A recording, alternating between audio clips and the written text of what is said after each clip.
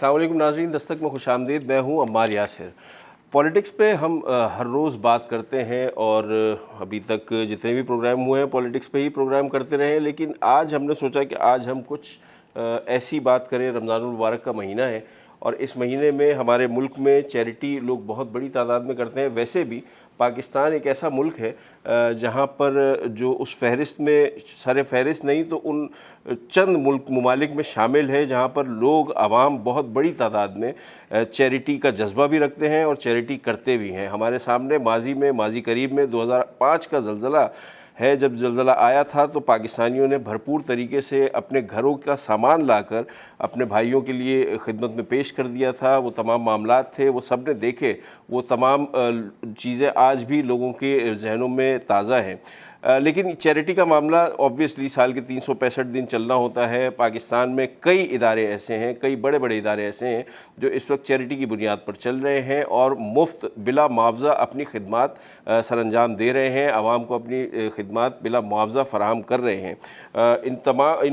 उसमें बहुत सारे मसाइल भी आते हैं। रमज़ानुल मुबारक में गो के लोगों का जज्बा, जो समाजी खिदमत का जज्बा है, वो बढ़ जाता है। लेकिन आम हालात में इनको क्या मुश्किलात होती हैं, आम दिनों में किन मुश्किलात का सामना करना पड़ता है और किस तरह इनके ऑपरेशन चलते हैं। हमने ये सोचा कि आज रमज़ानुल मुबारक का महीना है और जुम्मे का दिन है, तो इस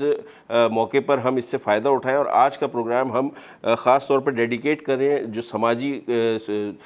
उसमें जो काम कर रहे हैं, समाजी फील्ड में जो इदारे काम कर रहे हैं, जो लोग काम कर रहे हैं, उनकी खिदमात के बारे में आपको बताएं और ये देखें, लोग देख के उससे लोगों के अंदर मज़ीद जज्बा भी बढ़ता है। नौजवान नस्ल के हवाले से भी मैं यहाँ कहना चाहूँगा कि गुज़श्ता 5 से 10 साल में ये चीज़ भी देखने में आई है, जब से सोशल मीडिया का बहुत ज़्यादा एक्टिव हो गया है, तो नौजवान नस्ल भी इन तमाम चीज़ों में, चैरिटी के कामों में और समाजी खिदमात में बहुत ज़्यादा आगे बढ़ चढ़ के हिस्सा ले रही है। तो अब जो किसी ज़माने में ऐसा होता था कि लोग बात करके छोड़ दिया करते थे, लेकिन अब लोग अमली तौर पर इस काम में अगर कि फाइनेंशियली नहीं तो अपने आप को अपनी फाइनेंशियल सपोर्ट के अलावा अपनी खिदमात भी वॉलंटियर के तौर पर पेश कर रहे हैं। अभी हमारे साथ आज प्रोग्राम में मौजूद है इंडस हॉस्पिटल से ताल्लुक़ रखने वाले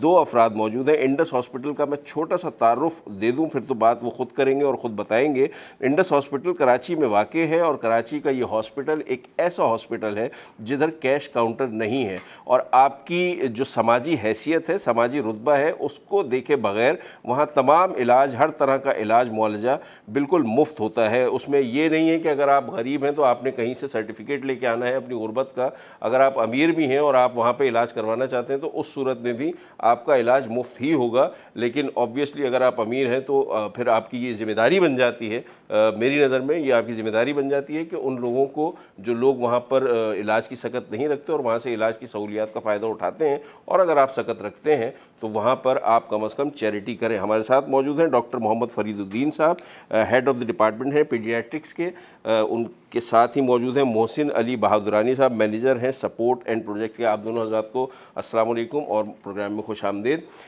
मोहसिन अली बहादुरानी साहब, आपसे मैं गुफ्तगू का आगाज़ करूँगा। ये फरमाइएगा कि किस तरह इंडस हॉस्पिटल का आइडिया कहाँ से स्टार्ट हुआ और कब से ये चल रहा है, और क्या आपका इनिशियली ज़रा बताएं कि कितने बेड्स हैं हॉस्पिटल में, किस चीज़ का इलाज आप लोग फ़राहम करते हैं? जी, जज़ाकल्लाह। सबसे पहले मैं आप लोगों का भी शुक्रिया करना चाहता हूँ कि आप लोगों ने इनवाइट किया। सेकेंडली मैं आपको बताना चाहूँगा कि इंडस हस्पताल का जो एक ख्वाब था, ये 1986 में कराची में जो पहला बॉम्ब ब्लास्ट हुआ, उस वक्त कुछ डॉक्टर्स थे जो सिविल हॉस्पिटल में इमरजेंसी में काम कर रहे थे। लेकिन क्योंकि सिविल हॉस्पिटल की इमरजेंसी बहुत छोटी थी और उस वक्त वो लोग चाहते हुए भी लोगों की जानों को नहीं बचा पा रहे थे, क्योंकि बेड्स अवेलेबल नहीं थे, मेडिसिन अवेलेबल नहीं थी, पैरामेडिकल स्टाफ अवेलेबल नहीं था। उस वक्त इन डॉक्टर्स ने ये सोचा कि हमें कभी अल्लाह ने मौका दिया तो हम एक ऐसा इदारा कायम करेंगे जहाँ के मयारी इलाज और बिल्कुल मुफ्त हो। उसके बाद इंडस अस्पताल का आगाज़ हुआ अगस्त 2007 में और 20 एकड़ की ज़मीन कोरंगी में ये वाक़ है और under a same roof multi speciality disease हमारे यहाँ पे ट्रीट की जाती हैं। इंडस अस्पताल में इस वक्त हमने जो स्टार्ट किया था 2007 अगस्त में, तो उस वक्त 150 बिस्तरों से हमने स्टार्ट लिया था और आज हमारे पास 300 से ज़्यादा तकरीबन बिस्तर मौजूद हैं اور پورے ملک سے ہی مریض ہمارے پاس یہاں پر آ رہے ہوتے ہیں اور بلا معاوضہ بلا کوئی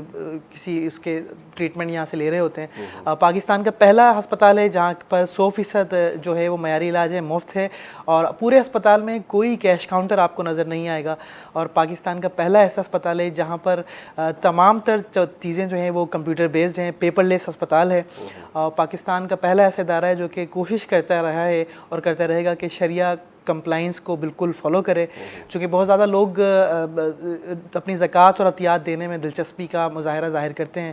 اس کے لیے پراپر یوٹیلائزیشن آف زکوٰۃ کا ہونا بھی ضروری ہے۔ تو یہ ہمارا اب تک کی جرنی جو کہ 1986 سے دیکھا گیا خواب 2007 میں ہوا، اور آج الحمدللہ پورے پاکستان میں صرف ایک ہسپتال سے شروع ہونے والا یہ ادارہ آج انڈس ہیلتھ نیٹ ورک کی شکل اختیار کر گیا ہے، اور پورے پاکستان میں ہمارے پاس اس وقت 12 ہسپتال موجود ہیں، اور ان 12 ہسپتالوں کے تھرو ہم اپنی خدمات کے دائرے کو بڑھاتے جا رہے ہیں، اور ویژن یہ ہے کہ اللہ کی رضا کے لیے ہم لوگ یہاں کام کر رہے ہیں، اور ارادہ یہ ہے کہ ہم مزید ان ہسپتالوں کی تعداد کے دائرے کو بڑھائیں تاکہ زیادہ سے زیادہ عوام کی پہنچ اور رسائی میں یہ خدمات ہم دے سکیں۔ اچھا ڈاکٹر فرید الدین صاحب، آپ سے میں یہ جاننا چاہوں گا کہ آپ کا بہرحال ایک ڈپارٹمنٹ ہے لیکن آپ ڈاکٹر ہیں، آپ نے مختلف ہسپتالوں میں اپنی خدمات بھی سر انجام دی ہوگی۔ نارمل پرائیویٹ ہاسپٹل میں جو ڈاکٹرز ہوتے ہیں، ڈاکٹرز سے نارملی آج کل جو شکایت آپ بھی دیکھ رہے ہیں میڈیا پہ بھی نظر آتی ہے کہ غفلت کا مظاہرہ کیا جاتا ہے، لیکن یہاں پر آبویسلی وہ والے معاملات تو نہیں ہیں، اور میں یہ جاننا چاہوں گا جو سرکاری اسپتال ہیں، جیسے محسن صاحب نے فرمایا کہ 1986 کا جو بام بلاسٹ ہوا تھا اس میں اس صورتحال کو دیکھتے ہوئے یہ خیال دل میں آیا تھا۔ سرکاری اسپتالوں کی صورتحال آج بھی کچھ ایسی خاص نہیں ہے،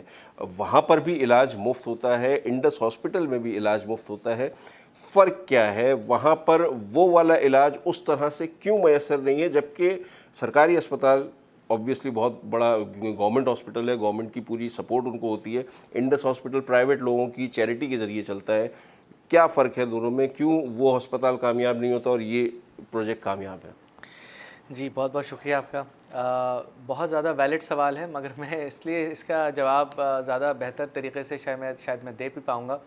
کیونکہ میں نے دونوں جگہ پہ کام کیا ہے۔ میرا تعلق پہلے گورنمنٹ ہاسپٹل سے ہی تھا، اور میں ایک فیڈرل گورنمنٹ کا امپلائی رہا ہوں، اور وہاں پر جو ہماری سب سے بڑی جو مجبوری ہوتی تھی وہ یہی ہوتی تھی کہ مریضوں کا انفلکس اتنا زیادہ کہ ہر ڈاکٹر کے حصے میں شاید روزانہ کے حساب سے 40 سے 50 مریض آتے ہوں۔ اب ظاہر سی بات ہے کہ جب اتنے سارے مریضوں کا جب انفلکس ہو رہا ہو اور پھر اس کے لیے جگہ چاہیے، جگہ کے علاوہ وہاں پر لوگوں کی کمی، اور پھر دواؤں کا سب سے بڑھ کر مسئلہ، یہ ہمارے لیے ایک انتہائی ایک مشکل حالات ہو جاتے تھے کہ جب کوئی مریض کو ہم بتاتے تھے کہ جی کہ اس کو یہ دوائی لگنی ہے، اور وہ دوائی ہمارے پاس ہوتی نہیں تھی، اور الٹیمیٹلی یا تو ہمیں ان کو وہ لکھ کر دینا پڑتا تھا یا پھر ہمیں کہیں نہ کہیں سے پھر ہمیں اس کے لیے ارینج کرنا پڑتا تھا۔ اور یہ وہ وقت ہیں کہ جس وقت ایک لیول آف فرسٹریشن بھی بڑھتا جاتا ہے، اور اس کے علاوہ آپ چاہتے بھی ہیں کہ آپ کا مریض ٹھیک ہو جائے لیکن وہ آپ کر نہیں پاتے ہیں، اور یہی وجہ تھی کہ جس کی بیسس پر بہت زیادہ ڈس ہارٹننگ ہو رہی تھی، اور ہم نے بہت کوشش بھی کی کئی جگہوں پر اس بارے میں، اسپتال جانتے ہیں کہ میں نے کیا کچھ نہیں کیا وہاں پر، لیکن وہ ظاہر سی بات ہے کہ وہ ہمارے بس میں نہیں ہو رہا تھا، اور اتنا زیادہ ہونے کے باوجود یہ کہ جب مریض جب ٹھیک نہیں ہو پا رہے تھے تو پھر ہمارے لیے بہت مشکلات تھیں۔ الٹیمیٹلی خیر پھر جب مجھے ادھر سے انڈس ہاسپٹل کی طرف سے جب مجھے آفر آئی تھی اور جب میں یہاں پر آیا تو ادھر آنے کے بعد میں میں نے بات کی کہ جی کہ مجھے میرا جو پیشن ہے مریضوں کو ٹھیک کرنے کا یا مریضوں کے لیے مدد کرنے کا، اس کے لیے کیا مجھے پھر دوبارہ ان کے لیے کوئی دواؤں کے لیے بھاگ دوڑ کرنی پڑے گی؟ تو مجھ سے یہی کہا گیا تھا کہ آپ صرف اور صرف بس آپ وہ کام کریں جس کی آپ کو یہ کہ آپ کو تربیت دی گئی ہے، اور وہ ہے وہ آپ کی تعلیم ہے جو کہ آپ مریضوں کے لیے آپ اپلائی کر سکتے ہیں، اور باقیہ تمام چیزیں آپ ہم پر چھوڑ دیجئے۔ آپ کو تمام مریضوں کے لیے دوائیں مل جائیں گی، آپ کو ان کے لیے تمام انویسٹیگیشنز ہو جائیں گی، آپ کا کام بس ان کے ساتھ بس ان کو یہ کہ وہ صحت پرووائڈ کرنا ہے، اور یہ وہ ایک بیسک ریزن تھا جس کو ہم کر رہے ہیں، اور الحمدللہ اب میں اس اسپتال کے ساتھ، اس ادارے کے ساتھ تقریباً 6 سال سے بھی زیادہ عرصہ ہو گیا کہ میں ان کے ساتھ وابستہ ہوں، اور الحمدللہ آج تک کہ مجھے ایسا کوئی نہ میں نے اپنے ڈپارٹمنٹ کے لیے سنا، نہ ہی میں نے کسی اور ڈپارٹمنٹ کے لیے سنا کہ پیسوں کے نہ ہونے کی وجہ سے یا دوا کے نہ ہونے کی وجہ سے ہم نے اس مریض کو ہم نے واپس بھجوایا. ہاں سہولت نہ ہونے کی وجہ سے ہم ضرور ہم کہہ دیتے ہیں, کیونکہ جیسا فار ایگزامپل ہمارے پاس دماغ کی سرجری نہیں ہوتی, ہم اس کے لیے کہہ دیتے ہیں کہ جی کہ یہ دماغ کی سرجری ہمارے پاس نہیں ہوتی, آپ اس کو آپ کہیں اور پر آپ لے کے چلے جائیں. لیکن بقیہ تمام چیزوں کے لیے آج تک ہم نے کبھی کسی مریض کو ہم نے واپس نہیں بھیجا کہ جی کہ یہ ہم فیسلٹی ہم آپ کو دے نہیں سکتے. اچھا محسن صاحب, کئی بار 300+ بیڈس کا آپ کا یہ ہاسپٹل ہے انڈس ہاسپٹل, اب بہت بڑا کام آپ لوگ کر رہے ہیں, بلا معاوضہ خدمات سر انجام دے رہے ہیں, مختلف مریض آتے ہیں, کوئی پرائرٹی لسٹ ہوتی ہے کہ مریض کس حد تک بیمار ہے اس کو آپ نے ایڈمٹ کرنا ہے یا کس کو نہیں کرنا, کیونکہ بہت بڑا شہر ہے اور ظاہر سی بات ہے ایک ہاسپٹل تو یہ اس کی ضرورت پوری نہیں کر سکتا اس شہر کی, اور مریضوں کی بھی ایک بہت بڑی تعداد ہوتی ہے, تو کئی دفعہ آپ کو کئی لوگوں کو ریفیوز بھی کرنا پڑتا ہے یا آپ لوگ کہیں نہ کہیں کسی طرح ایڈجسٹ کرتے ہیں؟ دیکھیے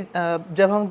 معیاری علاج کی بات کرتے ہیں, کوالٹی کیئر کی بات کرتے ہیں, تو اس میں کچھ لمیٹیشنز آ جاتی ہیں. مثال کے طور پر ہمارے پاس اس وقت 300 کے لگ بھگ بستر موجود ہیں, اور ہم ان 300 بستروں کے اوپر ہماری پالیسی ہے کہ ہم صرف 300 مریضوں کو ہی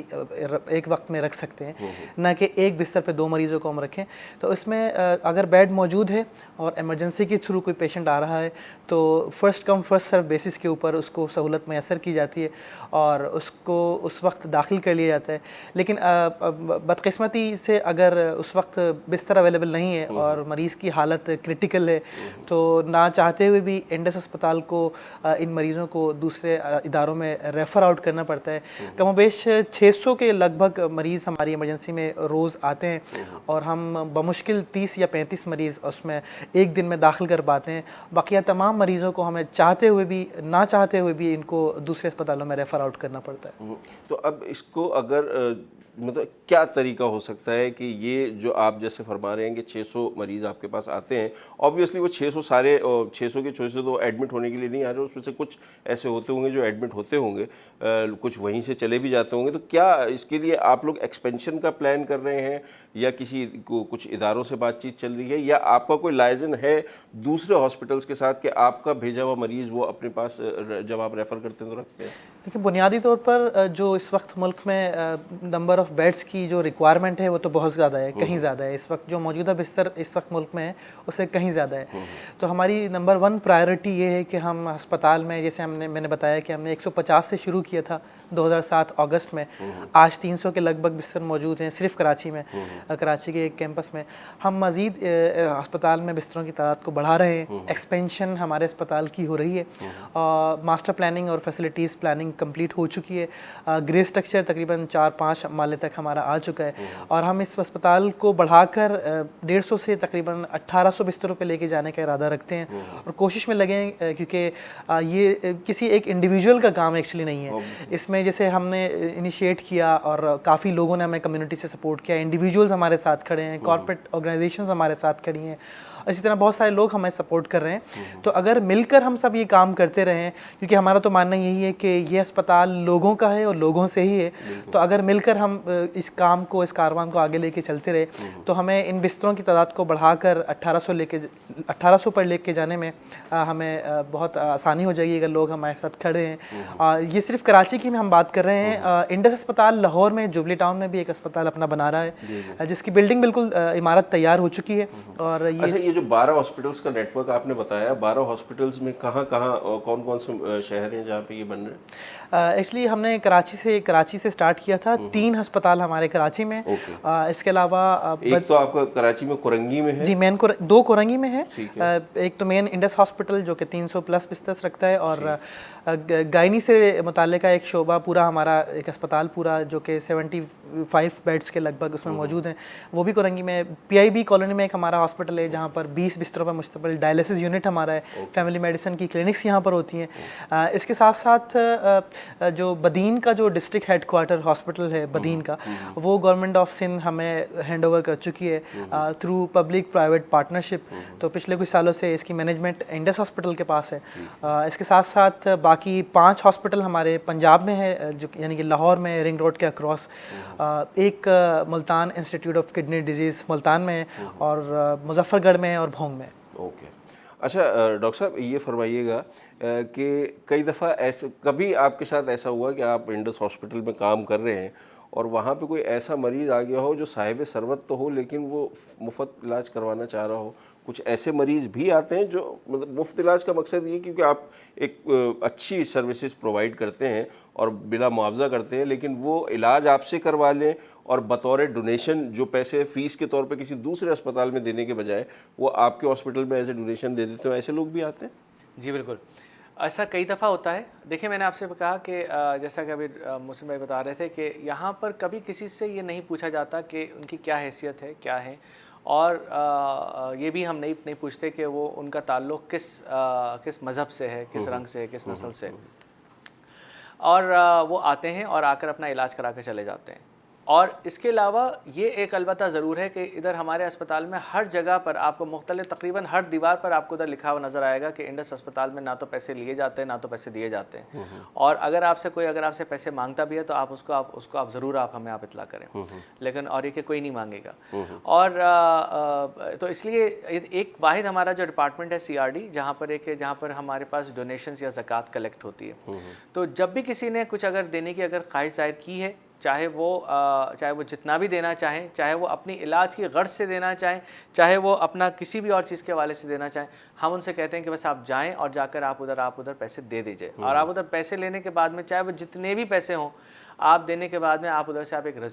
ایک رسید ضرور لے لیں, تاکہ آپ کو اس بات کا اطمینان ہو جائے کہ آپ کا پیسہ صحیح جگہ پر گیا ہے. اور نہ صرف یہ کہ وہ صرف انڈس اسپتال کے اندر جا کر دے سکتے ہیں, بلکہ پاکستان بھر کی تمام جتنے بھی بینکس ہیں وہاں پر بھی جا کر وہ ادھر ایک جگہ سبمٹ بھی کرا سکتے ہیں. اوکے, اچھا محسن صاحب, مشکلات آئیں کبھی؟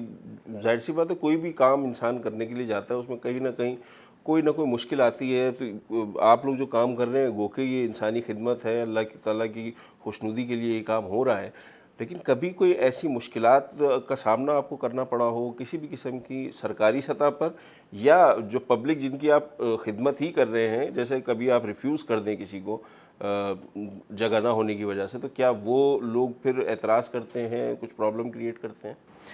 بالکل, دیکھیں انڈس ہاسپٹل جو ہے یہ ایک فیتھ ڈریون آرگنائزیشن ہے, اور ہمارا یقین یہ ہے کہ ہم نے جس کی رضا کے لیے یہ ادارہ شروع کیا ہے اس کی ہمیں یقین ہے, اور ہم اپنی آنکھوں سے دیکھا اور وٹنس کیا ہے, اللہ کی مدد کو اپنی آنکھوں سے دیکھا ہے. تو اس میں دیکھیں ہر کام میں اور ہر جو بھی انیشیٹو آپ لیں, چیلنجز تو ڈیفینیٹلی رہتے ہیں, اور لوگوں کو ریفر کرنا یہ ہم نہیں چاہتے ہیں. ہمیں بڑی تکلیف ہوتی ہے کہ ہسپتال میں مریض موجود ہے اور ایک ہسپتال میں ڈاکٹر بھی موجود ہے, لیکن چاہتے ہوئے بھی اس کا علاج نہ کر پانا. تو یہ بہت مشکل مرحلہ ہوتا ہے ایک مریض کو ایک اپنے ادارے سے دوسرے ادارے میں بھیجنے کا. تو اس کے علاوہ ایز سچ لائک ابھی چیلنجز کی اگر ہم بات کر رہے ہیں تو ایکسپینشن جو ہم نے شروع کی ہے اس میں یہ بہت بڑا ہمارا پروجیکٹ ہے, ہماری خواہش ہے, اور تاکہ اس سے عوام کی پہنچ اور رسائی میں اضافہ ہوگا. تو چیلنج یہ ہے کہ ہمیں اس میں بہت زیادہ فنڈنگز کی اس وقت ضرورت ہے. گزارش ہے عوام سے, لوگوں سے گزارش ہے کہ اس میں بڑھ چڑھ کر حصہ لیں, ہمیں سپورٹ کریں تاکہ ہمارا یہ پروجیکٹ تکمیل کے مرحلے سے آپریشنل ہو جائے اور یہاں پر ہم مریضوں کا علاج شروع کر پائیں. اچھا, لوگ جا کے وہاں دیکھ بھی سکتے ہیں, ہم نے تو خیر دیکھا ہوا ہی ہے, جن لوگوں نے نہیں دیکھا ہوا وہ جا کے وہاں آبزرو بھی کر سکتے ہیں کہ انڈس ہاسپٹل میں کوئی اس وقت وہ کیش کاؤنٹر نہیں ہے, اور آپ کی حیثیت کا نہ پوچھا جاتا ہے, جیسے ڈاکٹر صاحب نے بھی فرمایا کہ نہ آپ سے یہ پوچھا جائے گا کہ آپ کس رنگ یا نسل سے تعلق ہے آپ کا, بلا امتیاز سب کی اس میں خدمت کی جا رہی ہے. محسن صاحب یہ فرمائیے گا کہ اب آپ نے فرمایا کہ 12 شہروں میں آپ کا ہے اور کراچی میں 3 جگہ ہے یہ فیسلٹیز آپ دے رہے ہیں. کون کون سی بیماری ایسی ہے جس کا علاج آپ کے یہاں نہیں کیا جاتا؟ جی بالکل, یہ بتانا زیادہ بہتر ہے اور آسان ہے کیونکہ زیادہ تر سہولیات ہمارے یہاں میسر ہیں. اس میں ہمارے پاس نیورو, جسے ڈاکٹر صاحب نے ابھی فرمایا, ڈاکٹر فرید صاحب نے, کہ نیورو سائنسز کا جو شعبہ ہمارے پاس اس وقت موجود نہیں ہے, لیکن پوسٹ ایکسپینشن جب تعمیرات ہو جائیں گی, بلڈنگ بڑی ہو جائے گی, تو اس وقت ہمارا ارادہ ہے, ہمارے ایکسپینشن پلان میں شامل ہے, وہ بھی ہم شروع کر دیں گے. ڈینٹسٹری اس وقت ہمارے پاس نہیں ہے, اور آنکالوجی ایڈلٹ نہیں ہے. باقی تمام تر سہولتیں الحمدللہ under a same roof available ہے. ओके मतलब डायलिसिस का तो आपने बताया जैसे वहाँ पे एक है, तो ये जो इंडस हॉस्पिटल कोरंगी में इसमें भी डायलिसिस क्या? जी, यहाँ भी हमारे पास 10 बिस्तरों पर मुश्तमिल डायलिसिस का पूरा सेटअप है और 3 शिफ्ट्स में एक दिन में हमारे पास ये चलता है। अच्छा, गवर्नमेंट की तरफ से आपको कुछ सपोर्ट मिलती है या आपको कुछ तवक्को है, आप चाहते हैं कि गवर्नमेंट की तरफ से कोई सपोर्ट मिले, या आप जो आपके जो लोग हैं वो लोग जो आपको सपोर्ट कर रहे हैं वो काफ़ी हैं? देखें, ये बहुत बड़ा हमारा एक प्रोजेक्ट है और इसमें हमें बहुत ज़्यादा ताउन की ज़रूरत है हर सतह पर, इंडिविजुअल लेवल पे भी है, गवर्नमेंट के लेवल पे भी है। यस, गवर्नमेंट से हमें सपोर्ट है, लेकिन हमारी गुजारिश है और हम चाहते हैं कि हमारा जो हर दिन हम नंबर ऑफ़ पेशेंट्स की तादाद को बढ़ते हुए इस वक्त देख रहे हैं, विटनेस कर रहे हैं। एवरी सिंगल डे हमारे पास मरीज़ों की तादाद बढ़ रही है। तो इसमें ऑपरेशनल एक्सपेंसेस भी हमारे चल रहे हैं, क्योंकि जो 300 बिस्तरों का जो अस्पताल है, इसके साथ साथ हमें अपनी बिल्डिंग की तामीरात भी की हुई है, तो उसके लिए हमें अलग बजट चाहिए। इस अस्पताल को भी, ऑपरेशंस को हमें चलाना है, तो इसमें भी हमें गुजारिश है कि इसमें भी सपोर्ट हमें की जाए ताकि हमारा प्रोजेक्ट जल्दी कंप्लीट हो। ओके मतलब गवर्नमेंट को भी चाहिए कि इंडस हॉस्पिटल, क्योंकि एक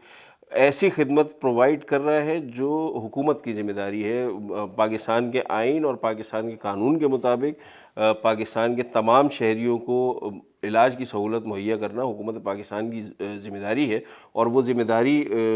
हुकूमत के साथ शेयर कर रहा है इंडस हॉस्पिटल। तो अगर वो कर रहे हैं तो यकीनी तौर पर हुकूमत को भी चाहिए कि वो इसमें थोड़ा सा अपना भी हिस्सा डाले और इनकी हेल्प करे, जिस तरह भी ये चाहते हैं। डॉक्टर साहब, ये फरमाइएगा कि जो पैनल है डॉक्टर्स का, वो कौन से डॉक्टर्स हैं? क्योंकि मैंने कई डॉक्टर्स ऐसे बहुत नामी गिरामी डॉक्टर्स हैं जो आपके पैनल्स में मौजूद हैं और वो वहाँ पे खिदमत अंजाम दे रहे हैं, और वो बतौर मतलब जो मेरी उनसे बातचीत कभी हुई तो उन्होंने यही कहा कि वो बतौर इबादत ये काम करते हैं और इसका जो भी वो काम कर रहे हैं वहाँ पे लोगों की खिदमत करना चाहते हैं। जी, बहुत शुक्रिया। देखिए, मैं आपको ये चीज़ बता दूं बहुत क्लियर कि इंडस अस्पताल के अंदर जितने भी आपको इधर हमारे पास डॉक्टर्स मिलेंगे, स्पेशली जितने भी कंसल्टेंट स्पेशलिस्ट साहिबान हैं, सब के सब जो है वो हाईली प्रोफेशनल डॉक्टर्स हैं, और उनके पास अगर पाकिस्तान की भी अगर उनके पास कोई अगर डिग्री है तो वो हाईएस्ट डिग्री जो कि फ़ेलोशिप की डिग्री होती है वो उनके पास है। और अगर वो बाहर से पढ़कर आए हैं तो अमेरिकन अगर हैं तो डिप्लोमेट हैं, या ये कि अगर वो इंग्लैंड के पढ़े हैं तो MRCP हैं, FRCP हैं, और या फिर MRCOG हैं। तो कहने का मतलब ये कि ये वो चीज़ें हैं जो कि कोई भी अस्पताल के लिए या ये कि मरीज़ों की सेहत के लिए सबसे ज़्यादा ज़रूरी होता है। और हमारे पास अल्हम्दुलिल्लाह जितने भी कंसल्टेंट्स मौजूद हैं, आप यकीन करें कि ये वो कंसल्टेंट्स हैं कि जो कि शायद इंडस अस्पताल से बाहर कहीं जाकर अगर वो काम करें तो शायद इसके 3 गुना वो एक जब वो पैसा कमा सकते हैं। लेकिन वो हमारे पास एक ख़ास जज्बे के तहत हैं और लगन के तहत हैं, और बाकायदा तौर पर इस बात के लिए लड़ते हैं कि जी कि हमें जो है वो हमारे क्लिनिक के टाइम बढ़ा दिए जाएं, हमारे जो है वो थिएटर के टाइम बढ़ा दिए जाएं, हमें आप थिएटर दे नहीं रहे हैं, क्योंकि थिएटर भी हमारे पास जो कि सुबह से जो कि स्टार्ट होते हैं तो रात में 12-1 बजे तक के मुस्तकिल नॉन स्टॉप काम कर रहे होते हैं। तो इतनी सारी स्पेशलिटीज़ के बाद में फिर उनके लिए जगह निकालना ज़रा मुश्किल होता है। अच्छा, तो जी डॉक्टर साहब ये फरमाइएगा कि आपने ये तो कहा, अब जो डॉक्टर्स की कारकर्दगी है, क्योंकि ये मैं इस कॉन्टेक्स्ट में सवाल पूछ रहा हूँ कि आजकल लोगों को बहुत शिकायतें, आपको भी पता है कि गुज़श्ता कुछ चंद दिनों में कुछ वाक़यात भी ऐसे हुए हैं। डॉक्टर्स की कारकर्दगी पे नज़र रखने का कोई मैकेनिज़्म है आपके यहाँ? हमारे यहाँ एक बहुत बड़ा जो सिस्टम है वो हमारा क्वालिटी इम्प्रूवमेंट का सिस्टम है, जो कि QIPS कहलाता है, और इसका काम ही सिर्फ ये है कि ये एक तरह की समझिए ये एक वो पुलिस फोर्स है जो कि हमारे ऊपर है, और ये हमारे पर हर चीज़ पर ये हमारे पर नज़र भी रखे हुए होते हैं। हमें ये देखते हैं कि हम कितने मरीज़ों को देख रहे हैं, कितने मरीज़ों को हमने नहीं देखा है, कितने मरीज़ों को के अंदर कोई डिले आया है, या इवन ये कि जब ये एक वो वाहिद एक इदारा है कि जहाँ पर जो कि फ़ौरन कोई भी हमारा मरीज़ किसी वक्त पे भी जाकर उनके पास ले जाकर हमारी शिकायत भी कर सकता है कि जी कि हमें आपके फ़लाँ डॉक्टर के साथ ये हमें प्रॉब्लम हुआ है, या ये हमारे मरीज़ के साथ ये मसला हुआ। लेकिन अल्हम्दुलिल्लाह ये ऐसे वाक़यात, ऐसे हालात बहुत नापैद हैं, ना होने के बराबर हैं, और उम्मीद ये होती है कि अल्हम्दुलिल्लाह हम कुछ कोशिश कर रहे होते हैं वो हमारी तमाम चीज़ें कबूल हो जाती हैं। मैं इसमें एक चीज़ और ऐड करना चाहूँगा। हमारा इंटरनल ऑडिट डिपार्टमेंट भी है जो कि बिल्कुल क्वालिटी डिपार्टमेंट के साथ आप इसके अंदर ये मैं आपसे जो मैं सवाल करने वाला था वो ये था कि ये तो डॉक्टर्स का मामला हो गया, जो फाइनेंसेस हैं جو چیریٹی آتی ہے, جو لوگ مدد امداد کرتے ہیں, اس کے اوپر آپ کا کیا میکینزم ہے؟ کیسے یہ آپ لوگ طے کرتے ہیں کہ مطلب یہ چیزیں صحیح ہو رہی ہیں؟ آڈٹ تو بہرحال ہوتا ہوگا, لیکن فوری طور پر کوئی آپ کے یہاں کوئی باڈی ہے, اس کا کیا میکینزم ہے؟ دیکھیے گورننس اینڈ ٹرانسپیرنسی پہ ہمارا بہت اسٹرانگ بلیو ہے اور ہم اس کو اسٹرکٹلی فالو بھی کرتے ہیں. اس میں اگر زکوٰۃ اور عطیات کی یوٹیلائزیشن سے متعلق ہم بات کریں تو اس میں ڈیڈیکیٹڈ سپریٹ پولز ہیں, یعنی کہ زکوٰۃ جو ہے وہ زکوٰۃ کے الگ بینک اکاؤنٹس ہیں, اور اسی طرح ڈونیشن کے الگ پولز ہیں, اس میں رکھا جاتا ہے. آنے والے تمام مریضوں کی اسسمنٹ کی جاتی ہے اور اس کے بعد یہ تخمینہ لگایا جاتا ہے کہ کون سے مریض ایسے ہیں جن کا علاج زکوٰۃ کے فنڈ سے کیا جائے, اور ایسے تمام مریض جو کہ مستحق زکوٰۃ نہ ہوں لیکن ان کا بھی علاج کیا جاتا ہے, منع کسی بھی مریض کو نہیں کیا جاتا, ان کے لیے سپریٹ پول ہوتا ہے. پورے اینڈ آف دا منتھ وہ سارے مریض جو کہ اسسٹ کیے جاتے ہیں فور زکوٰۃ ٹریٹمنٹ, ان کے اوپر ایک زکوٰۃ کمیٹی ہے. ہر مہینے کے اختتام پر وہ زکوٰۃ کمیٹی ان سارے مریضوں کے فارمز کو انڈیویجولی اسسٹ کرتی ہے, دیکھتی ہے. اگر کوئی شک و شبہات ہوں تو پھر ان کو زکوٰۃ سے نکال کر عطیات میں ڈال دیا جاتا ہے. اس کے اوپر ایک شریعہ بورڈ ہے جو اس ساری چیزوں کو مانیٹر کر رہا ہوتا ہے, اور پھر انٹرنل آڈٹ ڈپارٹمنٹ جو کہ انٹرنلی ہے. اس کے علاوہ ہمارے external auditor PricewaterhouseCoopers Ferguson ہیں جو کہ انٹرنیشنلی نون ہے. وہ ہمارا اینول آڈٹ کرتی ہے اور ہماری اینول رپورٹس اور ہمارے آڈیٹڈ اکاؤنٹ جو ہے پبلش ہیں اینول رپورٹس میں ہماری ویب سائٹ پہ بھی ہیں, اور جو دیکھنا چاہیں لوگ تو ویب سائٹ پہ بھی اویلیبل ہے. بہت بہت شکریہ محسن علی بہادرانی صاحب اور ڈاکٹر محمد فریدون صاحب. انڈس ہاسپٹل سے آپ دونوں حضرات کا تعلق. انڈس ہاسپٹل کے بارے میں ایک بار پھر یہ کہنا چاہوں گا کہ بہت مطلب ان حالات میں, آج کل کے جو حالات ہیں اس میں یہ واقعتاً ایک عبادت کر رہے ہیں کہ لوگوں کو بلا معاوضہ علاج کی سہولیات, آج کل کے دور میں جبکہ علاج کی سہولت حاصل کرنا بہت مہنگا ہو چکا ہے, اور سرکاری اسپتالوں میں جو سروسز پرووائڈ کی جاتی ہیں وہ اپ ٹو دا مارک نہیں ہے. اس کی بھی وجوہات ہیں کیونکہ سرکاری اسپتال کم ہیں اور وہ لوگ اس طرح سہولیات مہیا نہیں کر پاتے. تو انہوں نے شانہ بشانہ چلنے کا فیصلہ کیا اور یہ خدمات, بہترین خدمات سر انجام دے رہا ہے انڈس ہاسپٹل. علاج معالجے کی مریضوں کو بلا تخصیص ان کے رتبے کے, ان کی جو سماجی حیثیت ہے وہ کیا ہے یا ان کا کیا مذہب ہے اور کیا رنگ ہے, اس سے بلا تخصیص بلا امتیاز خدمت کے جذبے سے سرشار ہو کر انڈس ہاسپٹل یہ کام کر رہا ہے. رمضان کا مہینہ ہے اور اس میں زیادہ سے زیادہ اگر عوام بھی ان کی مدد کریں اور ان کی ایکسپینشن کا جو پلانز ہیں اس کے اندر ان کی ہیلپ کی جائے تو یہ لوگوں کے لیے ہی اس میں فائدہ ہوگا. عام آدمی, جو غریب آدمی ہیں, جو علاج کی سہولت نہیں حاصل کر سکتا, جس کے پاس اتنی رقم موجود نہیں ہوتی, ان کو یہ مفت علاج فراہم کر رہے ہیں. تو جو مخیر حضرات ہیں ان کو چاہیے کہ اس قسم کے کاموں میں لوگوں کا ہاتھ بٹائیں اور کہیں نہ کہیں اپنا نام ایک اچھے کام کے طور پر لکھوائیں. ایک بریک پروگرام میں شامل کرتے ہیں ناظرین, بریک کے بعد دوبارہ حاضر ہوتے ہیں.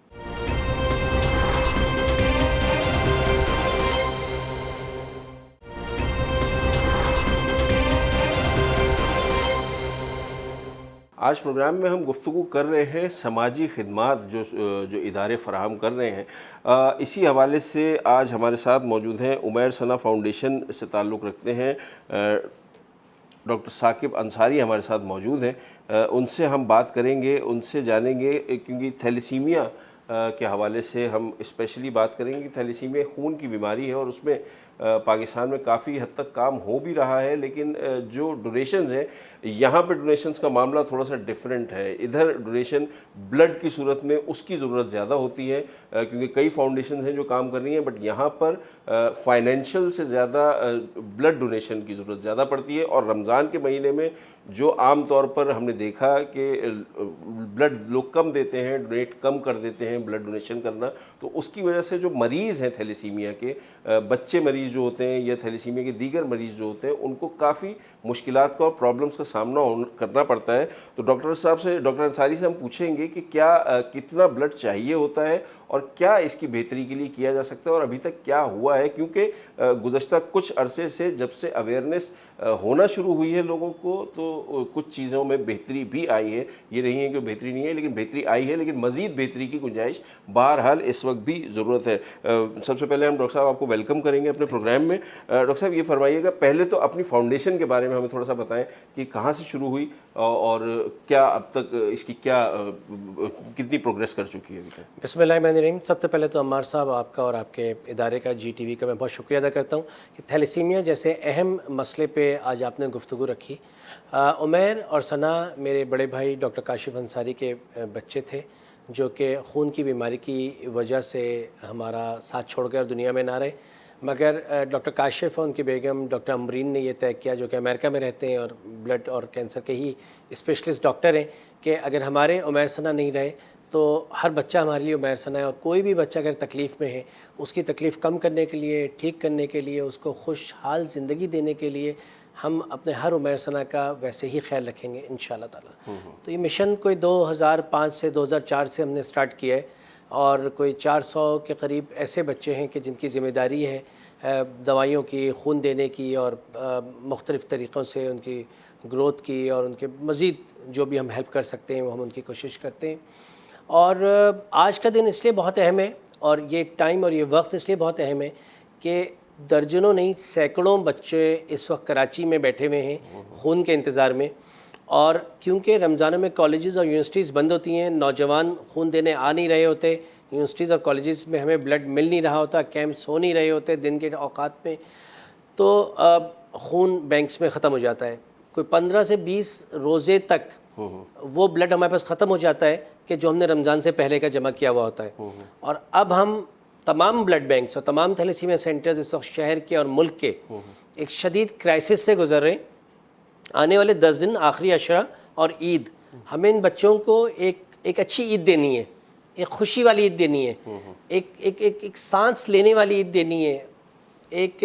ان کے چہرے پہ ہمیں ایک گلابی رنگت والی عید دینی ہے. ان کے چہرے اس وقت پیلے ہوئے میں، سفید ہوئے میں، ان کے پاس خون کی اتنی کمی ہو گئی ہے کہ کسی کا ہیموگلوبن 4 ہے، کسی کا 3 ہے، کسی کا 5 ہے. اگر آپ انٹرنیشنل سٹینڈرڈز پہ دیکھیں تو شاید گورا اس پہ یقین بھی نہیں کرے گا کہ اتنے ہیموگلوبن پہ کوئی زندہ بھی رہ سکتا ہے. قدرت کا نظام ہے کہ جب یہ بچے کھچ کے اتنے بیچارے تکلیف میں ہو گئے کہ 5 اور 6 ہیموگلوبن پہ یہ سانسیں لے رہے ہیں، اور منتظر ہیں کہ نوجوان لڑکے، نوجوان لڑکیاں یونیورسٹی کالج کے گھروں پہ بیٹھے ہوئے آگے بڑھیں، اپنے گھر کے قریب کسی بھی تھیلیسیمیا سینٹر میں جائیں، کسی بھی بلڈ بینک میں جائیں اور کہیں تھیلیسیمیا کے بچوں ہیں جن کو ہر ماہ بلڈ چاہیے ہوتا ہے اپنی زندگی کا سفر جاری رکھنے کے لیے، ہمارے ایک خون کا عطیہ ان کو دے دیجئے. اگر آپ افطاری کے بعد جاتے ہیں 1 گھنٹے کے بعد، آدھے گھنٹے کے بعد، تو آپ یقین جانیے آپ کی صحت پہ ایک بال برابر بھی ایفیکٹ نہیں ہوگا. 1 لاکھ تھیلیسیمیا کا بچہ ہے ہمارے صاحب ملک میں، 1.5 لاکھ خون کی بوتل وہ ہے جو رجسٹرڈ ہے؟ نہیں، 50 سے 60 ہزار رجسٹرڈ ہے، 30 سے 40 ہزار ان رجسٹرڈ ہے. تو اندازے سے یہ سب اندازے ہیں، آپ ٹھیک کہہ رہے، ہو سکتا ہے اس سے بھی زیادہ ہوں، کیونکہ میری اپنی کلینک میں مہینے میں کوئی 1400 بچے، 140 بچے مہینے میں، اور سال میں کوئی 1400-1500 بچے آ رہے ہیں میرے پاس اکیلے نئے نیو بورن. میں 6 مہینے، 8 مہینے، 10 مہینے والے بچوں کی بات کر رہا ہوں، ویسے تو ہزاروں بچے آ رہے ہیں. تو اگر ہر سال ہمارے پاس خالی میرے پاس اگر 1000 نئے بچے آ رہے ہیں تو ملک بھر میں ہر سال کتنے نئے بچے پیدا ہو رہے ہیں، اور یہ نمبر بڑھ کے جیسے آپ کہہ رہے ہیں کہ 1 لاکھ سے اوپر نہ نکل گیا ہو. چنانچہ 1 لاکھ تھیلیسیمیا کے بچوں کو کم سے کم 1.5 لاکھ مہینے میں خون کی بوتل چاہیے، کیونکہ کسی بچے کو 2 خون لگتا ہے، کسی کو 1 خون لگتا ہے مہینے میں. اگر ہمیں اس عید میں 1.5 لاکھ خون کی بوتل چاہیے تو 20 کروڑ لوگوں میں، جن میں سے کم بھی 5 سے 7 کروڑ، 8 بلکہ 10 کروڑ کے قریب نوجوان ہیں جو خون دینے کے قابل ہیں، تو 10 کروڑ میں سے سر 1 سے 1.5 لاکھ تو 1% سے بھی 1%، 1.5% بن رہا ہے. اتنا تو جذبہ ہے. یہ وہ نوجوان ہیں جنہوں نے زلزلے میں شارع فیصل بلاک کر دی تھی کہ ہمیں خون دینا ہے پہلے، ہمیں خون دینا ہے پہلے. یہ وہ نوجوان ہیں جو یہاں سے نکل کے سوات اور کاغان اور ناران پہنچ گئے تھے، کراچی سے نکل کے راتوں رات گاڑیوں میں، ٹرینوں میں اور جہازوں میں کہ ہمیں اپنے بھائی بہنوں کو خون دینا ہے. یہ نوجوان ہیں جو کہ جب جنگ شروع ہوتی ہے تو پہلے جا کے بارڈر پہ کھڑے ہو جاتے ہیں کہ ہمیں اپنے جوانوں کو خون دینا ہے. ہم ان نوجوانوں سے بھیک مانگتے ہیں اپنے تھیلیسیمیا کے بچوں کے لیے کہ ان کو خون کی. تربت کا بچہ، گوادر کا بچہ، نواب شاہ کا، کند کوٹ کا، کشمور کا، کراچی میں بیٹھا ہوا ہے، آپ کا خون کا منتظر ہے، کیونکہ اچھے تھیلیسیمیا سینٹرز، اچھے بلڈ بینکس کراچی میں موجود ہیں جن کو بلڈ. اچھا ڈاکٹر صاحب، عام یہ تو رمضان کی بات ہو گئی کہ آپ کو رمضان میں مشکلات کا سامنا ہوتا ہے. عام دنوں میں رمضان کے علاوہ تو آپ کی ضروریات پوری ہو جاتی ہیں بلڈ کی یا ادھر بھی کچھ نہیں ہمارے صاحب وہ بھی معاملات ٹھیک نہیں ہیں. اس میں تھوڑا سا میں شکایت کروں گا اوپن میرٹ سسٹم سے بھی کہ جب تک لڑکوں کی تعداد یونیورسٹیز میں زیادہ ہوتی تھی 70% کبھی مسئلہ نہیں ہوتا تھا بلڈ کا, اور بہت وافر مقدار میں ہمیں بلڈ مل جاتا تھا. اب لڑکیاں 70-80% ہو گئی ہیں, 10-20% لڑکے رہ گئے ہیں. ان لڑکیوں میں سے زیادہ تر کا وزن 50 کلو سے کم ہوتا ہے, ہیموگلوبن 11 سے کم ہوتا ہے. وہ بیچاریاں آتی بھی ہیں, ایک رش لگا ہوتا ہے بلڈ دینے کے لیے, بہت جذباتی ہوتی ہیں, خون دینا چاہتی ہیں, مگر سائنٹیفکلی اور medically they are not fit. ہم 50 کلو کے اندر کے بچی سے یا جس کا اپنا ہیموگلوبن 11 ہو اس سے بلڈ نہیں لے سکتے. اوکے. اچھا ڈاکٹر صاحب, اب یہ تو ہو گئی آپ کی جو مشکلات ہیں, اور یہ تو ابھی رہیں گی جب تک اویئرنیس, اس کے حوالے سے کوئی اویئرنیس پروگرام آپ کی طرف سے یا حکومت کی طرف سے ہوتا ہے یا ہونا چاہیے؟ آپ اس حوالے سے کیا سجیسٹ کریں گے؟ جی بالکل عمار صاحب, آپ کے اور جی ٹی وی کے توسط سے میں اس خوبصورت آئیڈیا کو بالکل پروموٹ کروں گا. اس کو بہت زیادہ میں ہائی لائٹ کروں گا آپ کے اس خوبصورت سوچ کو کہ جی ایک مستقل 12 مہینے کا blood donation motivation program media channels کو اس کی آنرشپ لینی چاہیے. ہمارے ساتھ شاہد آفریدی, یونس خان, جہانگیر بھائی, یہ لوگ تیار بیٹھے ہوئے ہیں کہ جہاں کہو گے جدھر کرو گے تمہارے ساتھ جائیں گے. ہمایوں سعید ہر وقت ہر جگہ چلنے کو تیار بیٹھے ہوئے ہیں. تھیلیسیمیا کے لیے, خون کی بیماری کے لیے, کینسر کے لیے, جہاں کہو گے چلیں گے, تمہارے ساتھ کام کریں گے. تو جب یہ تمام لوگ ہمارے ساتھ موجود ہیں تو یہ تو اس کے لیے بھی تیار ہیں کہ ہم آ کے اسٹوڈیو میں لیٹ کے بلڈ دیں گے تاکہ عوام الناس کو میسج جائے کہ جب یہ ہیروز خون دے رہے ہیں, بلڈ دے رہے ہیں, اور بلڈ دینا ایک ہیلدی اور ایک اچھی ایکٹیویٹی ہے, تو نوجوانوں میں ایک جذبہ پیدا ہو. علماء دین ہمارے ساتھ موجود ہیں جو کہتے ہیں کہ ٹھیک ہے ہم چل کے آپ کے ساتھ بلڈ دیں گے. تو ہر طبقہ فکر کا آدمی ہمارے ساتھ, کرکٹر سے لے کے ایکٹر سے لے کے اسلامک اسکالر سے لے کے سوسائٹی کا ہر آدمی اس میں ہمارے ساتھ کھڑا ہوا ہے. اور ہم مبارکباد پیش کرتے ہیں جی ٹی وی اور اس طرح کے تمام چینلز کو جو بلڈ ڈونیشن موٹیویشن کو ایک بہت اہمیت دے رہے ہیں. اور اس کے علاوہ 1.5 لاکھ تھیلیسیمیا کے علاوہ وہ مائیں جو بچے جنتی ہیں, جن کے برتھ ہوتی ہے, جن کے ڈیلیوری ہوتی ہے, اور بلڈ ضائع ہونے کی وجہ سے وہ بچہ یا وہ ماں ہمارا ساتھ چھوڑ جاتی ہے, یا وہ ایکسیڈنٹس جو ہو رہے ہوتے ہیں, جو راتوں رات بچوں کو, بڑوں کو, جو بھی جن کا ایکسیڈنٹ ہوتا ہے, درجنوں خون کی بوتلیں چاہیے ہوتی ہیں. جب خون کے بلڈ بینک ہی خالی پڑیں تو کہاں سے, جب تک کوئی ڈونر آئے گا, بلڈ دے گا, اسکرین ہوگا, لگے گا, وہ بہن وہ بھائی ہمارا ساتھ چھوڑ جائے گا. تو نوجوانوں کو چاہیے کہ آگے بڑھیں اور بلڈ ڈونیٹ. اچھا ڈاکٹر صاحب, اب میں آپ سے تھیلیسیمیا کے مرض کے بارے میں جاننا چاہوں گا کہ یہ مرض کیوں ہوتا ہے, اس کی وجہ کیا ہے, اور کیا پاکستان میں اس کی پریونشن ہو رہی ہے؟ یعنی کہ مقصد یہ کہ یہ پھیل رہا ہے, بڑھتا جا رہا ہے, یا اس کے اب کم ہونا شروع ہوا ہے, کچھ پہلے کے مقابلے میں مریضوں کی تعداد کم ہونی شروع ہوئی ہے اویئرنیس کی وجہ سے؟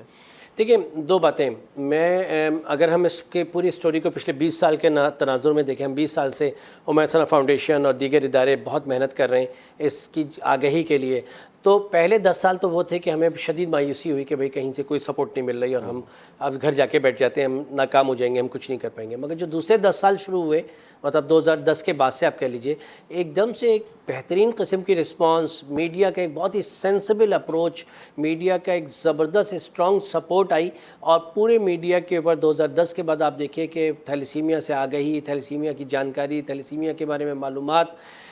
پیک آورز میں, پیک ٹائمنگز میں میڈیا نے دیے, اور اس کے بہت فائدے ہوئے.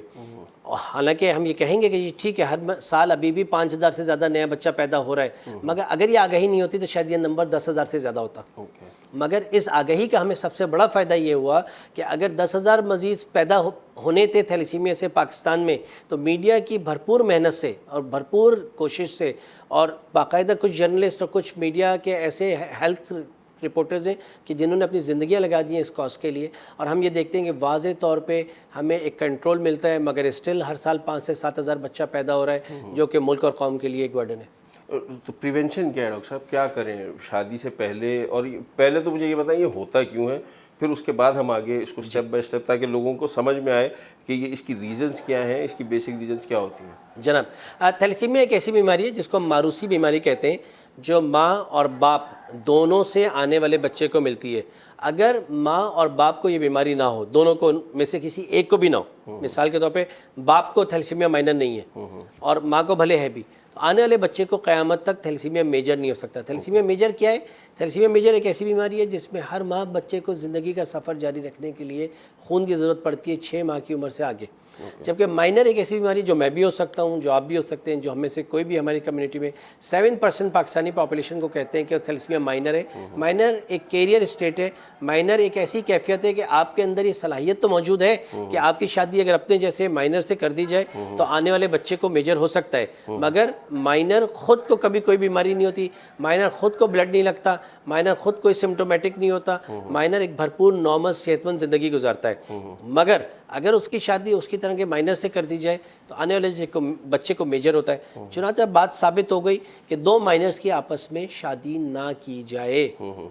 اچھا, تو یہ مائنرز کی شادی آپس میں نہ کی جائے, اس کے لیے تو پھر پہلے بلڈ ٹیسٹ کروانا چاہیے, اور یہ چیز ہمارے ہاں شاید اس کو لوگ ٹیبو سمجھتے ہیں. پہلے اگر میڈیکل چیک اپ بھی کروا لیں یا بلڈ ٹیسٹ کروانے کو لوگ آمادہ نہیں ہوتے اس چیز پہ, تو ان کو آمادہ کرنے کے لیے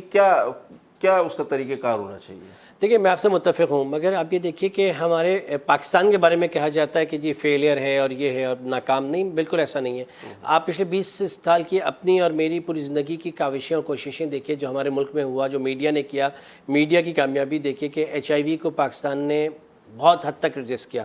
بہت زیادہ میڈیا میں آج کل ہائپ ہو رہی ہے, چیزیں ہو رہی ہیں, مگر ریلیٹیولی اگر آپ اپنے پڑوسی ممالک سے کمپیئر کریں پاکستان کو تو اسٹل حالات بہت بہتر ہیں. ہیپیٹائٹس بی سی کے اوپر بی کی اتنی زبردست ویکسینیشن کیمپین میڈیا نے چلائی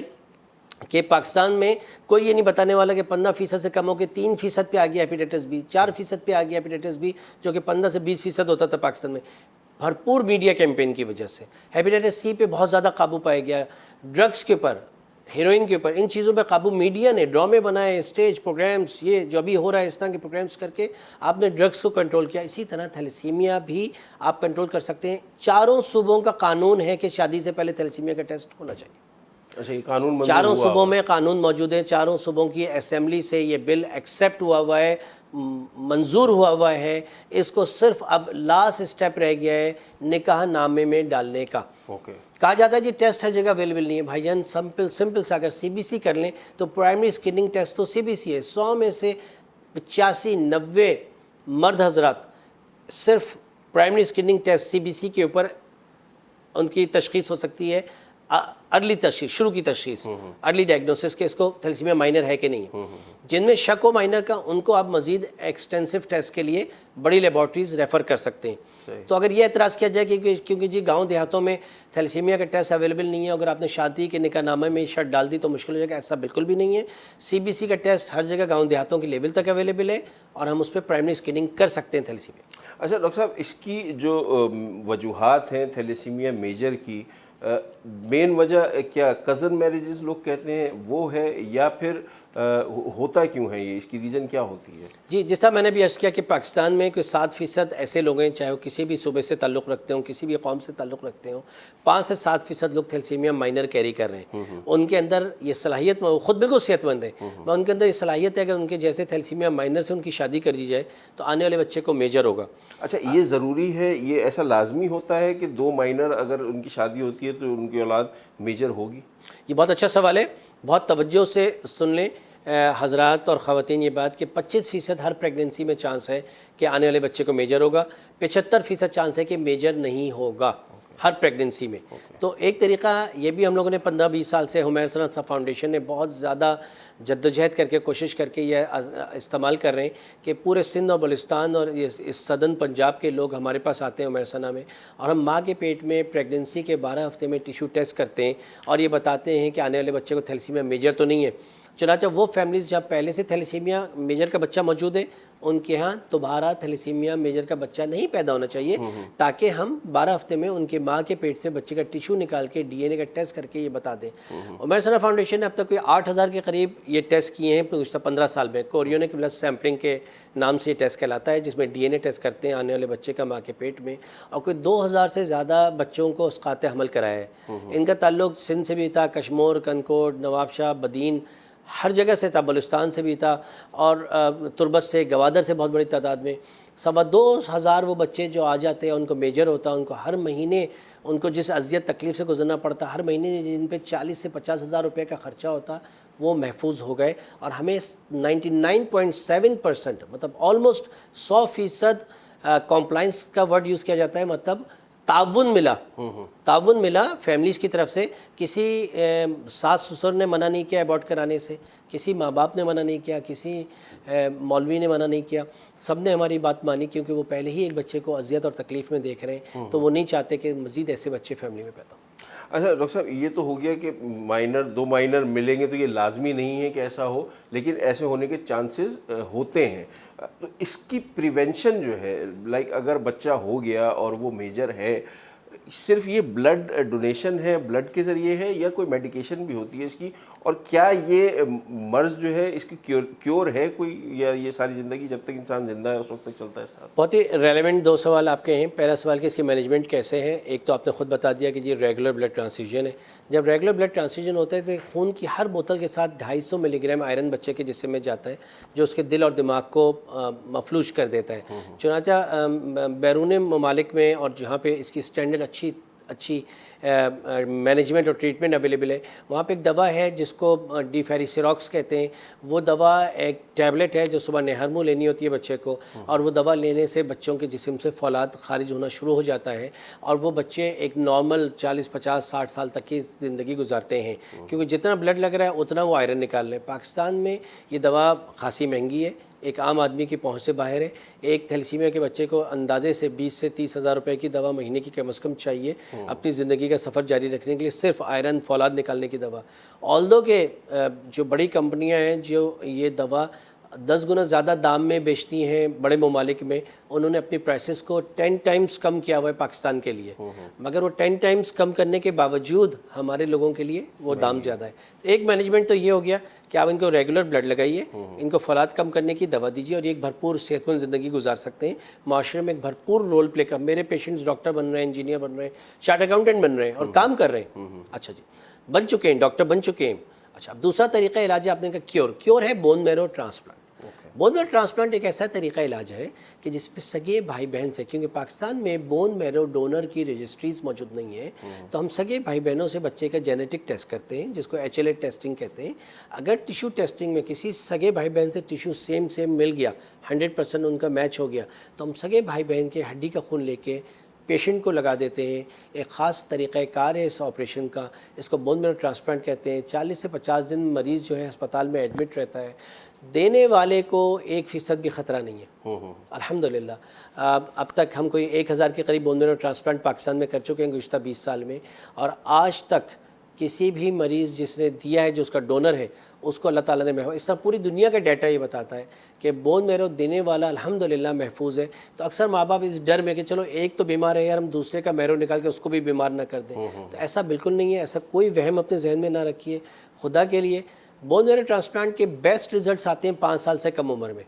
تو اگر آپ کا بچہ تھیلیسیمیا ہے، 5 سال سے کم عمر ہے، تو اس کے بھائی بہن سے اس کے بلڈ کا ٹیشو ٹیسٹ کرائیے. اگر اس کا ٹیشو اس کے ساتھ مل جاتا ہے تو اس کے بھائی بہن کی ہڈی کا خون ہم اس کو ڈال دیں گے. 80% چانس ہے کہ آپ کا بچہ زندگی بھر کے لیے صحت مند ہو جائے گا اور نارمل زندگی گزارے گا انشاءاللہ. تیسرا سوال، ایک آخری لاسٹ چھوٹا سا پارٹ، آج سے کوئی 15 سال پہلے ایک ریسرچ کی گئی اور 2004-2005 میں، اور دیکھا یہ گیا کہ ایک دوا ہے، یہ فرانس میں کی گئی تھی، اور وہاں پہ 8-10 بچوں کو انہوں نے ایک دوا دی ہائیڈروکسی یوریا نام کی، اور دیکھا کہ ان بچوں کو بلڈ نہیں لگ رہا یا کم ہو گیا لگنا. اس کو دیکھ کے پاکستان میں ہم لوگوں نے یہ ایک ریسرچ ڈیزائن کی. اس ریسرچ کو ہم نے ایتھیکل بورڈ سے، ڈاؤ یونیورسٹی، کراچی یونیورسٹی سے اپروو کرایا، اور اس کے بعد جب ہم نے مریضوں کو دوا دی تو پاکستان میں بھی ہم نے یہ دیکھا 100 میں سے 30 مریضوں کو، 35 مریضوں کو یہ دوا استعمال کرنے کے بعد خون لگانے کی ضرورت نہیں پڑ رہی، اور وہ صحت مند زندگی گزار رہے ہیں. اچھا، بہت اچھی بات ہے ڈاکٹر صاحب. بہت بہت شکریہ. ڈاکٹر ثاقب انصاری اور عمیر ثنا فاؤنڈیشن سے ہمارے ساتھ موجود تھے. تفصیلاً انہوں نے ہمیں تھیلیسیمیا کے مرض، اس کے علاج،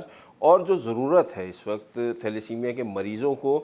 فائنینشیل سپورٹ کی ضرورت ایز سچ نہیں ہے اس شعبے میں، تھیلیسیمیا کے شعبے میں، کیونکہ وہاں پہ جو فائنینشیل سپورٹس ہیں وہ لوگ دے رہے ہیں. यहाँ पर ज़रूरत है इधर ब्लड डोनेशन की, ब्लड डोनर्स की ज़रूरत है। और स्पेशली रमज़ान के महीने में जब ऑब्वियसली रोज़े की वजह से लोग कुछ वीकनेस भी फील करते हैं, लेकिन डॉक्टर साहब का कहना ये है कि इफ्तार के बाद अगर 1-1.5 घंटे बाद आप आके ब्लड दे दें तो शायद कोई एज सच कोई आपकी सेहत पे फ़र्क नहीं पड़ेगा, बल्कि फ़ायदा ही होगा आपको। तो ये यहाँ पर फाइनेंसेस नहीं, यहाँ पर ब्लड की ज़रूरत है, वो ज़्यादा से ज़्यादा दें ताकि अपने मुआशरे को, और प्लस थैलेसीमिया का जो टेस्ट है शादी से पहले उसको लाजमी समझ लें, वो अगर करवा लें तो वो बहुत ज़्यादा बेहतर है कि बजाय इसके कि आप एक बीमार मुआशरे को मज़ीद उसको आगे बढ़ाएं। बेहतर ये है कि प्रिवेंशन करें, उसकी प्रिवेंशन पहले कर लें। टेस्ट करवाने में कोई हर्ज नहीं है, कोई इससे शर्माने की ज़रूरत नहीं है, कोई शर्मिंदगी की ज़रूरत नहीं है। ये एक बेसिक मेडिकल टेस्ट है, अगर ये हो जाए तो उससे एक आपकी अपनी ज़िंदगी और आपकी अपने मुस्तकबिल का उससे पता चल जाएगा, उसको महफूज हो जाएगा। आज के प्रोग्राम से नाज़रीन हमें इजाज़त दीजिए, कल पीर के रोज़ नए मौज़ूआत के साथ दोबारा हाज़िर होंगे। अल्लाह हाफ़िज़।